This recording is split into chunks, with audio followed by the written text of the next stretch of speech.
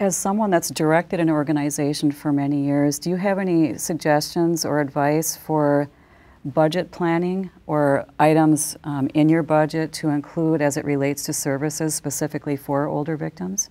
There's never enough money. I mean, that we all know that.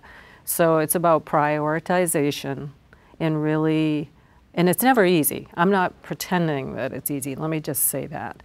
But I do think there are some unique needs we have to pay attention to, and some are very simple and some are not. You know, simply, you could spend $200 for a pocket talker. That should exist in any organization anyways, and if you can get more, that's lovely. It's a hearing device that helps hard of hearing.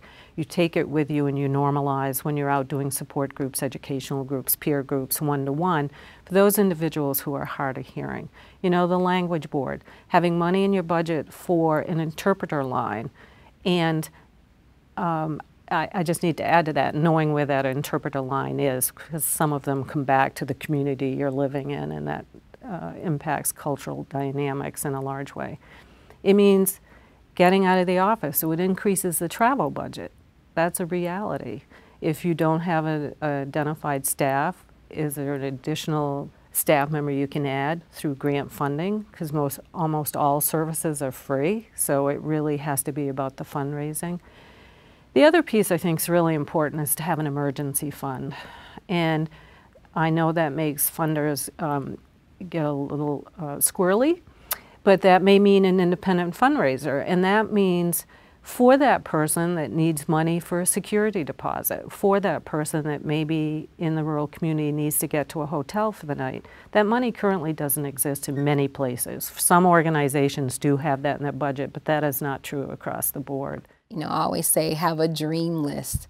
And one of the things I think about is many of the facilities that I'm familiar with as far as shelter services need to have budgets or individuals that are doing development.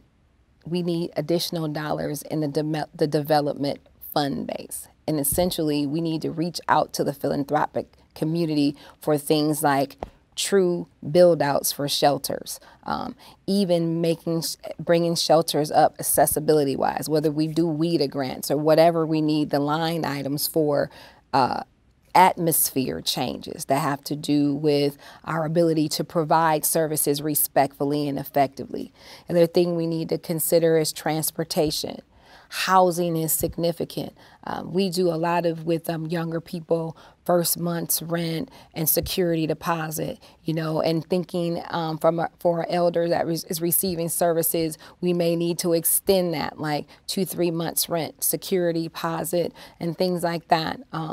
Thinking about just the hygiene needs of an elder, and they may need different types of, you know, we always have standard things, this shampoo, this soap, this, and that may not seem like something as